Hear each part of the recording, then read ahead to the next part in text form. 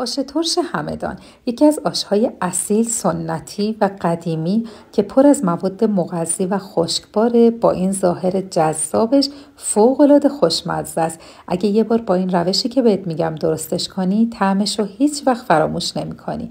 پیاز نگینی رو تفت بدید، سبک که شد، نمک، فلفل زردچوبه و نعنا خشک رو بریزید، عدس و سبزی‌هاش رو اضافه کنید، آب بریزید، زمان بدید تا 80% عدس‌ها پخته بشن. آش ترش تو شهرهای مختلف به روش‌های مختلفی پخته میشه. آش ترش همدان با رشته آشیه. بعد از اینکه عدس و سبزیاشمون پخت، بهش نخود لوبیای پخته، برگ قیسی، آلو سیاه، آلو بخارا، آلبالو خشک و لبوی پخته نگینی رو اضافه میکنید. رشته آشی رو میریزید، عصاره قلم و سرکه و شیره. آش ترش همدان طعم ملسی داره. اینکه چقدر سرکه و شیره اضافه میکنید به ذائقه شما بستگی داره.